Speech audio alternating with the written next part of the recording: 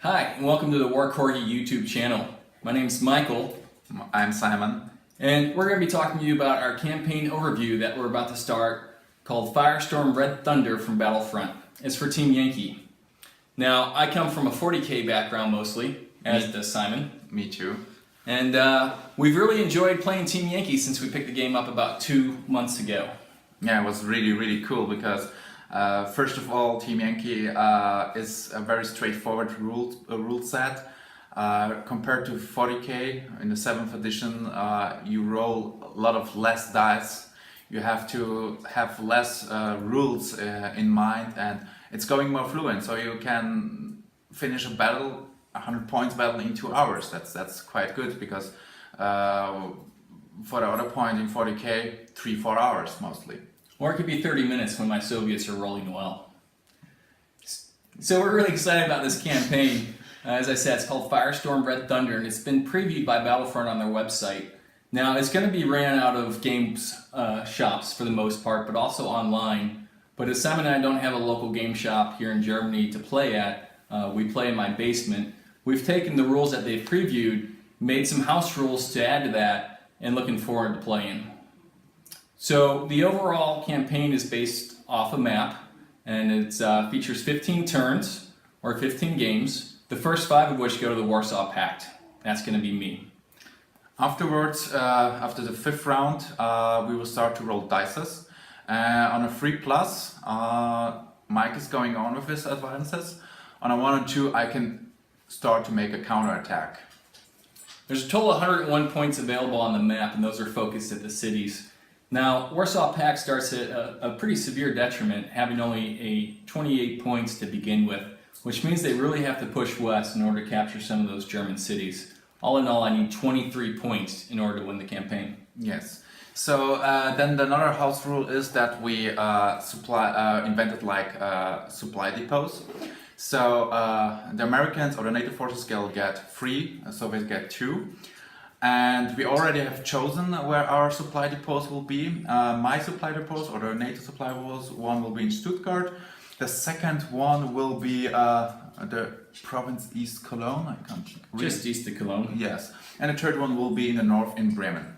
And my supply depots are going to be located in Prague, in the very northern province of East Germany that borders West Germany. Yes, it's after Rostock. Yeah, just west. Yes. And yes, so the supply depots work like this, that we, for example, in the province where you field it, you will get 5 additional points. So, and then if you go further, for example, from Stuttgart to Munich, you will get 4 additional points which you can field. Then you go more east, and you get 3, and so on and so on.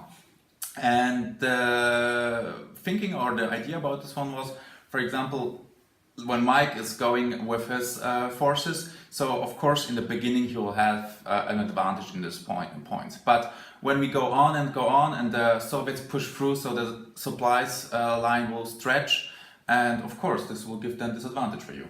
Absolutely. Now, it's important to keep in mind that you need to draw a contiguous line to your supply depots to get the benefit from them, which gives the West German player or the NATO player an advantage, as they can counterattack and possibly cut the Warsaw Pact supply lines. Yes, and the next thing is that you have to draw a direct line. So, for example, when my forces in, for example, let's say it is Lüneburg, for example, will get surrounded by the Soviets, so I will not get any benefit out of it. So I have 2 possibilities: either I just let them die, but it will be not cool, or I will try to drive them off, that I can draw a straight line, that I can get again the bonuses. So supply depots can be destroyed if the opponent attacks in a territory that has a supply depot in it and wins.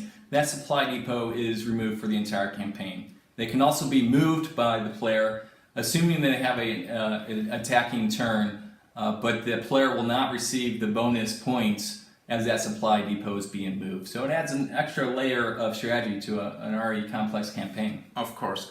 Then the points limit will be between 50 to 75, and we roll before every battle like a d6, and then we have some special values, and then we will have the numbers or the points values what we will use. So The idea about this one is mostly that we don't go on with all the same lists all the time. For example, compared to 40K, when you go in tournament, you just go on with your own list all the time. So, for example, Mike is going one round full Heinz, and I don't have no air defense, so no one knows how it goes on. Yeah, it's a game inside the game. Yes. Additionally, I may choose to use the Volks Army book to represent East German forces, especially as I attack up north. Yes, in the north, for example, the 9th Panzer Division, Heinz Hoffmann. When you read not just a novel, just also when you read in old documents about the north would be mostly be attacked by the NVA. So next, we do use the Battlefront provided extended missions, which means that we have to pick a battle doctrine before each game. So attackers can choose either a prepared attack or hasty attack, while the defenders are limited to hasty attack or defense. It still gives both players some options, and it makes the random mission generator work while keeping it thematic. Yes. And then lastly, when you look at the map, sometimes you have triangles that come together and create diagonals on the map. Diagonal moves are not allowed, and you can't trace supply depots through diagonal Yes, moves. so this is what we always we said before. You have to have a straight line which you can draw, that you can attack province 1 or 2, so not over this triangle. So I think it's safe to say we're very excited to be playing this campaign. We plan to film all 15 games on put it on the YouTube channel, and hopefully you'll enjoy that. We draw a lot of inspiration from the videos Tracy George has put out, and also Elementary Great and Small.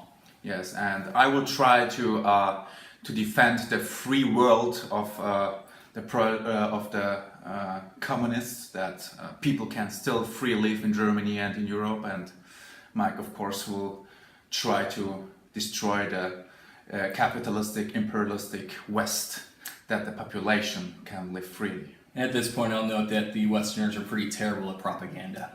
Well, seems so. Do you have anything else to add? No, I'm not. I got one last thing. Tavarish, Towarzysz, let the Soviet liberation of West Germany begin. we will see. Thanks.